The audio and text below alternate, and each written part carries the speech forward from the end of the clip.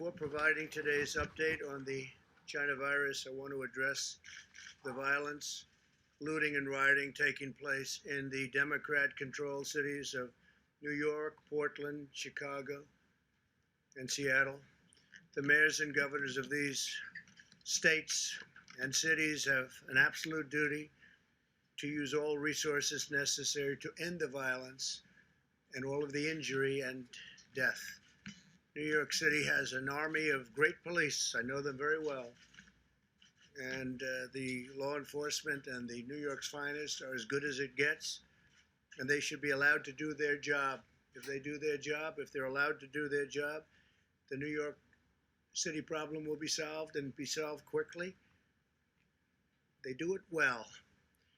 The mayor, Bill de Blasio, should immediately hire back all of the police who were fired without justification. They were fired. I guess that's part of defund the police by the Democrats. They should hire New York City's finest back. You have some incredible policemen doing specific jobs that nobody else can do, actually, when it comes to terrorism and other things. Together, the city of Chicago and the state of Illinois have 25,000 police officers, sheriffs, and guardsmen available to quell any violence. They can do it very quickly, very easily, if allowed to do their jobs. Again, if allowed to do their jobs. Our police, our law enforcement is incredible, but they have to be allowed to do their jobs. The Democrats or the radical left Democrats, or both, because they're becoming one and the same. If you look at election results, the Democrats are being taken over by the radical left. The city of Portland and the state of Oregon have 10,000 fine officers and guardsmen available.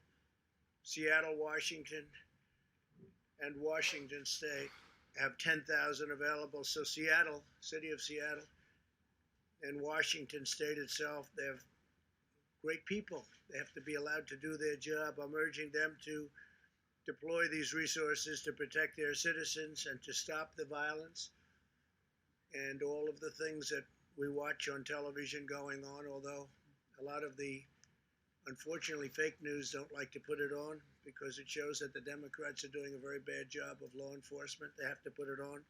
They have to be honest with the people of this country. But I'm offering all available federal support requested to stop the violence and arrest the criminals. We have to be asked by the governors or the mayors, and we'll be there very rapidly. It's ready, willing, and able. We're all ready, willing, and able to go to these jurisdictions and take care of them. We'll do them very quickly. You saw what happened in Minneapolis. They ripped the city apart.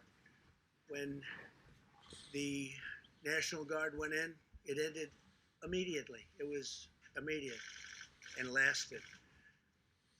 These acts of destruction are not isolated incidents, but demonstrate the pattern of violent left-wing extremism that you get to see if you're watching the right news program.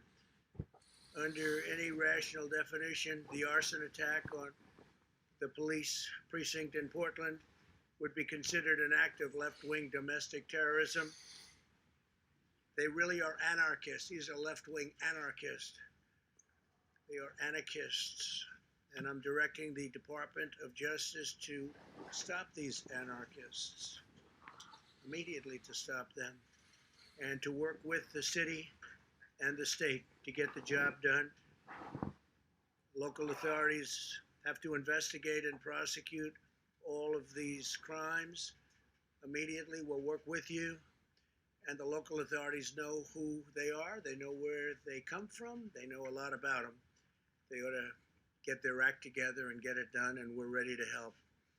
If you need that help, you shouldn't need that help, actually. You should be able to do it yourselves and get it done very well. Again, you have excellent police and law enforcement, but you have to let them do their job. What you're seeing in Portland, Seattle, New York, Chicago is really the Democrat roadmap for America. They want every city in America to resemble Portland in a form. They want to pass federal legislation gutting and hamstringing every police department in America. They want to get rid of your Second Amendment. They want to end cash bail, close prisons, defund police departments, or at least largely defund. You see that with New York, $1 billion they took out of their police department, and crime has gone through the roof.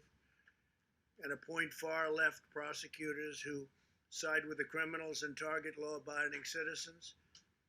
If the left gains power, no city, town, or suburb in our country will be safe.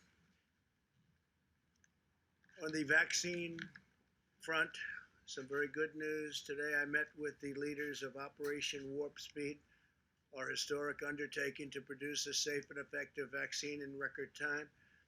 We heard an update from the top scientists in the government and the leaders of pharmaceutical companies, which right now aren't too thrilled with me. They're taking millions of dollars worth of ads because I've created a favored nation status for drugs, which is going to reduce drug prices by 40, 50, 60, and maybe even 70% in some cases. Numbers that have never been heard of or thought of.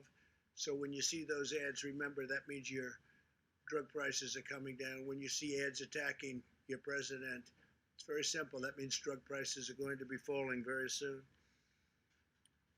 This evening, I'm pleased to announce that we have reached an agreement with Moderna to manufacture and deliver 100 million doses of their coronavirus vaccine candidate.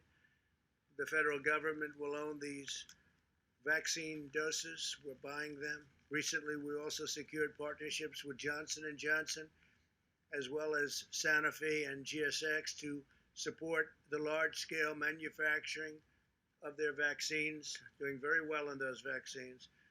Tremendous promise in every single one of them, and we have many of them. And they're years ahead of schedule. This would have been if it were in the previous administration or any of the previous administrations. Where we are now would have taken years.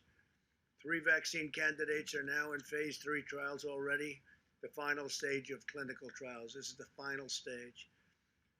We are investing in the development and manufacture of the top 6 vaccine candidates to ensure rapid delivery. The military is ready to go. They're ready to deliver a vaccine to Americans as soon as one is fully approved by the FDA, and we're moving very close to that approval. We're on track to rapidly produce 100 million doses as soon as the vaccine is approved, and up to 500 million shortly thereafter. So we'll have 600 million doses.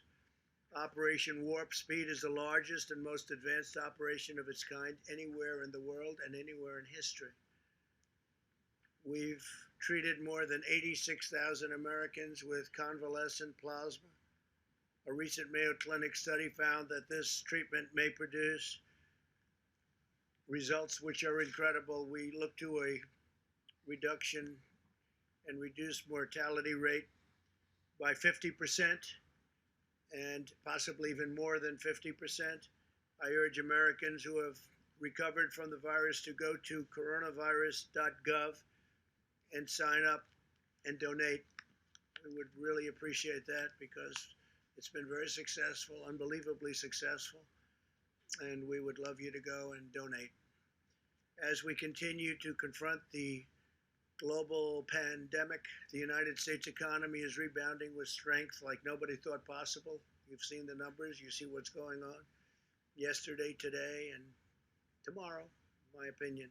We're very poised for a great third quarter and very poised for some great stock market numbers and 401k numbers and everything else. Today, the Dow Jones passed 28,000 points for the first time, more than a 50% surge since just March. So we've increased by 50% more than since just March. It has gained approximately 9,500 points that same period, March, and has recovered nearly all of its value since the virus struck our nation. Think of that. America's economy is incredible, and its economic recovery is outpacing our peer nations. Last quarter, the European Union's GDP decline was nearly 40% worse than the United States. So it's 40% worse than the United States. We've built such a strong base that we're able to do things and sustain better than anybody in the world by far. France's GDP decline was nearly 80% worse than ours, and Spain experienced an economic contraction twice as severe as the United States. Nationwide, we continue to see improvements in our fight against the pandemic, very substantial improvements. Since last week, 87% of the counties in the United States report declining cases.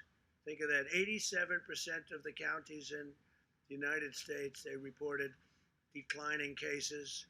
Mortality has declined by 7% and hospitalizations are declining rapidly. States that were primary hotspots such as Florida, Texas, and Arizona have reduced cases by nearly 25%, but all Americans must remain vigilant, practice good hygiene, socially distance, wear a mask whenever possible. Whenever you are getting too close to people, wear a mask and protect the elderly. Always protect the elderly. Since the end of July, the 7-day average for cases in the United States has fallen by nearly 20%, but the virus continues to increase in nations across the globe. Last week, France and Germany both recorded their highest daily number of new cases in 3 months. Not that I want to bring that up, but might as well explain it to the media. The 7-day case average for Germany has increased by 62% since last week, unfortunately, and that is truly unfortunate. It's increased 82% in France, 113% in Spain, and 30% in the United Kingdom. Those are big increases. Cases are also rapidly increasing in the Netherlands, Sweden, Belgium, Switzerland, Slovakia, Estonia, and other European countries. And in our country, they're going down. We will be seeing that even more rapidly as time goes by, short time.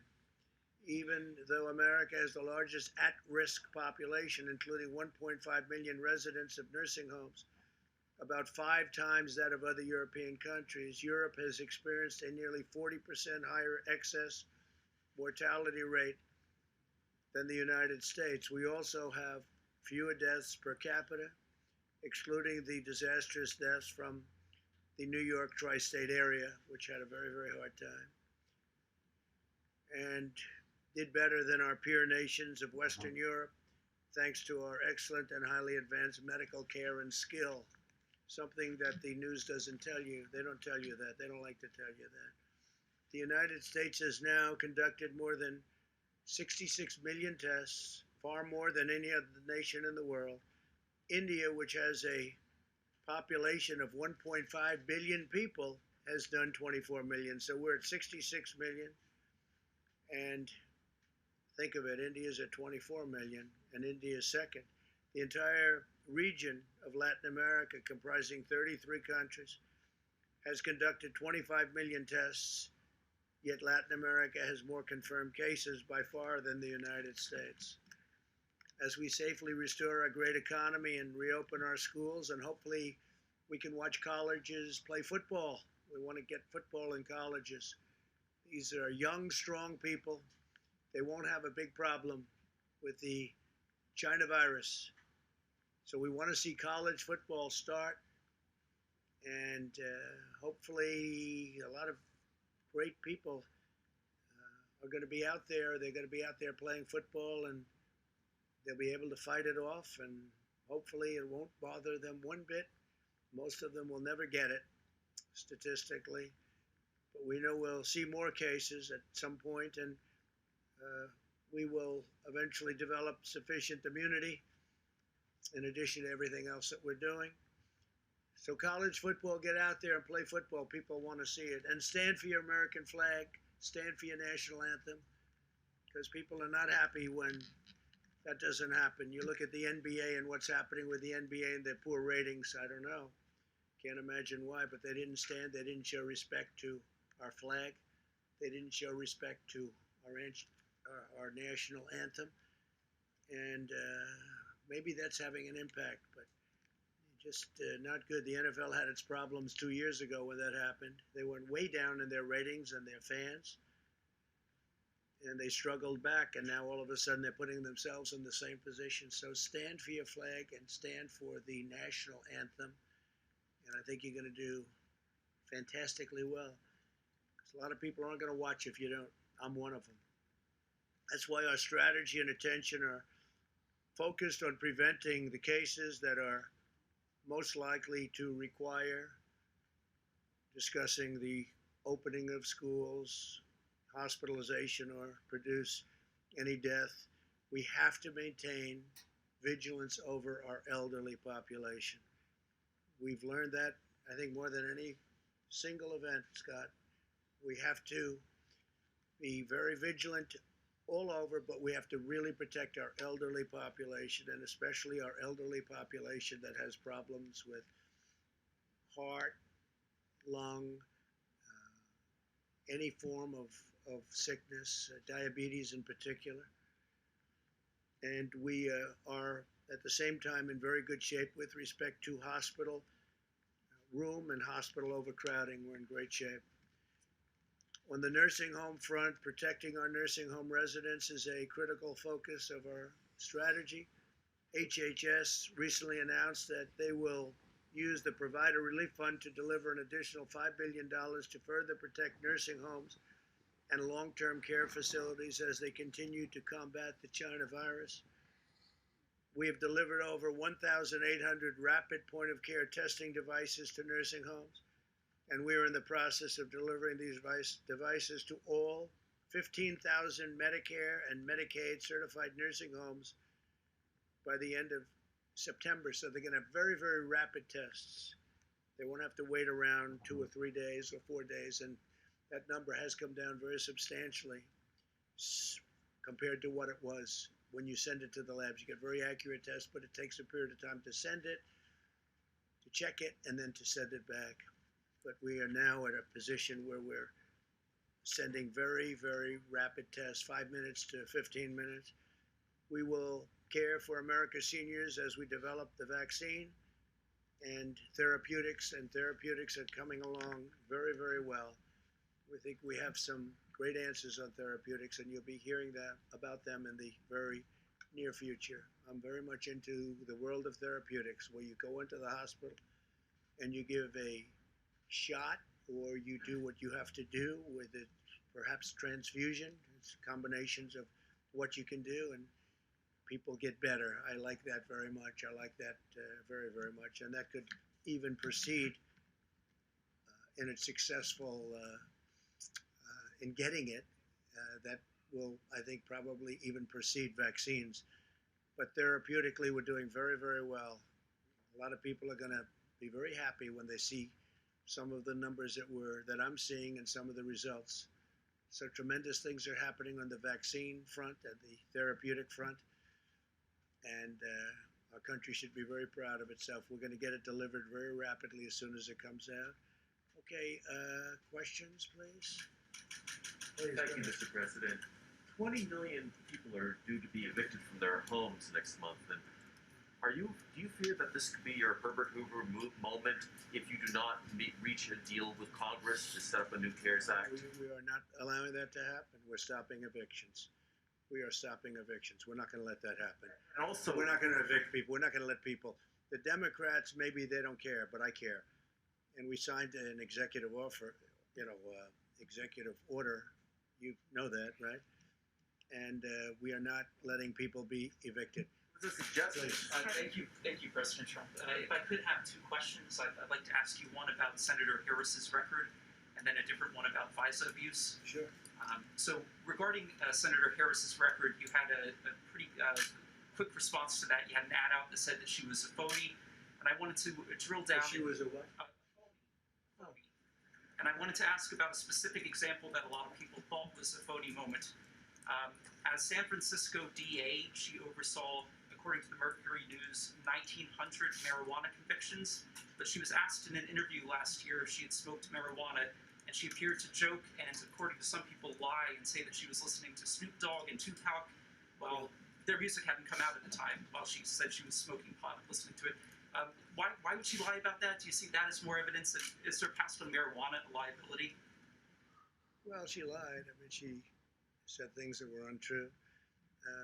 She is a person that's told many many stories that weren't true. She's very big into raising taxes.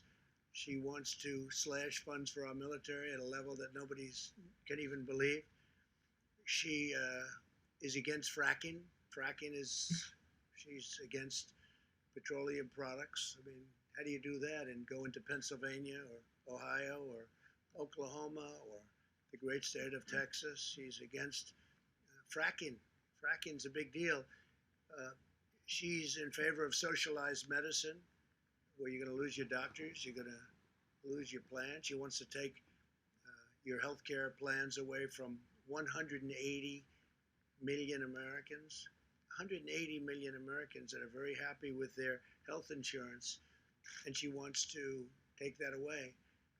So she was my number one pick. I mean, she was, as they would say, because hopefully you'll start college football, she was my number one draft pick.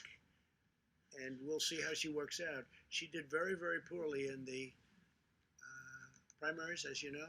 She was expected to do well, and she ended up at right around 2% and spent a lot of money. She had a lot of things happening, and so I was a little surprised that he picked her.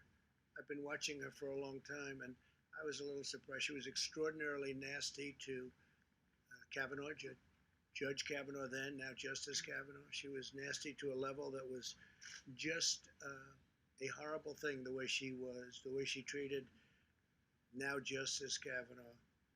And I won't forget that soon. So she did very poorly in the primaries, and now she's chosen. So let's see how that all works out. Does a marijuana legalization vote for you rather than her because she convicted so many people in the past? I can't tell you what she's voting for. I don't think she knows what. I think Joe knows even less than she does. But I was a little surprised at the pick. A lot of people would say that might be the pick. I was more surprised than anything else because she did so poorly. Many people did much better than her in the primaries. She did very poorly in the primaries. And that's like a poll. You know, that's like a poll. Can I also ask you about FISA abuse, President Trump? Yes, about FISA abuse. So now it's widely accepted among Republicans that there was FISA abuse. Tremendous FISA abuse, yeah. The Justice Department IG has found that with the Carter page warrant application. But we were actually warned in 2013 that the surveillance court was allegedly a rubber stamp. It was approving surveillance. And I was wondering, I don't think as president you've commented on Edward Snowden, but do you think he should be allowed to return without going to prison? So as far as FISA abuse is concerned, there was tremendous FISA abuse. It's amazing that it's taken this long, and everyone knows that it's been proven very substantially. Not only FISA abuse, changing documents and putting documents in front of the FISA court and courts that are disgraceful that they could have done it. And the fact is, we caught Joe Biden, President Obama, the whole group. You can look at Brennan and Comey and Clapper, the whole group. We caught them spying on our campaign. This was an illegal act like no other illegal act. This was treason. This was at the highest level of treason. And Obama and Biden got caught spying on my campaign using intelligence agencies of the United States government to do it, both before and after the election. So before the election, then after I won, they continued. It's total illegal activity, and now we just have to see what's happening. But as far as Kamala is concerned, she's a big tax raiser. She's a big slasher of funds for our military, and she's got a lot of difficult things that she's going to have to explain. Plus, she was very, very nasty to one of the reasons that surprised me. She was probably nastier than even Pocahontas to Joe Biden. She was very disrespectful to Joe Biden, and it's hard to pick somebody that's that disrespectful. When she said things during the debates, during the Democrat primary debates, that were horrible about Sleepy Joe, and I would think that he wouldn't have picked. OAN, please. Thank you, Mr. President. Yesterday, Seattle City Council voted to cut funding for their police department, and the police chief there, Carmen Best, the first Black woman to serve in that capacity, she resigned hours later. What does this say about our country? What does this say about the defund police movement? Well, I think that Seattle in spite of all that they've been through with the embarrassment of having a radical left group, Antifa and others, take over a big portion of the city of Seattle. We're talking about a big city, a major city. That they allowed that to happen is incredible. That it took so long to fix is incredible. The only reason they went in is because they knew we were going in the following day. And so they preceded us. They didn't want that to happen. They didn't want to be embarrassed. And the people just gave up. They were exhausted from having taken over a city for so long. The police commissioner seems like a very good woman.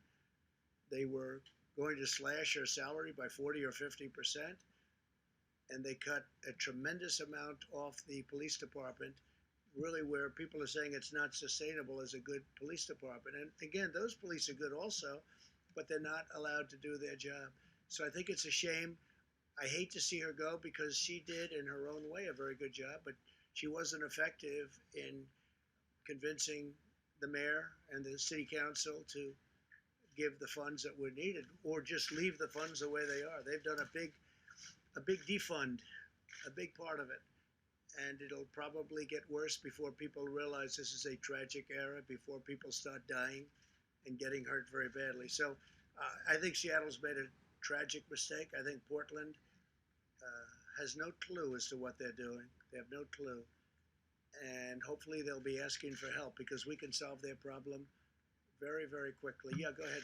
Thank you, sir. Mr. President, two quick questions. One on Senator Harris. Very simply, is she going to help former Vice President Biden's chances in November, or is she not hurt? Well, I like Vice President Mike Pence much better. He is solid as a rock. He's been a fantastic vice president. He's done everything you can do. He's respected by every religious group, whether it's evangelical, whether it's any other group, they respect Mike Pence. He's been a great vice president, and I will take him over Kamala and the horrible way she, again, treated Justice Kavanaugh. That was a horrible event. I thought it was terrible for her. I thought it was terrible for our nation. I thought she was the meanest, the most horrible, most disrespectful of anybody in the U.S. Senate. She's also known, from what I understand, as being just about the most liberal person in the U.S. Senate. And I would have thought that Biden would have tried to stay away from that a little bit, because with what they're doing with open borders and sanctuary cities, where they're trying to protect sanctuary cities, which is also protecting large number of criminals, with all of the things that they're doing, Second Amendment, they want to take away your Second Amendment or modify it to a point where it's essentially no longer the Second Amendment. I would have thought he would have gone a different way. Thank you very much, everybody.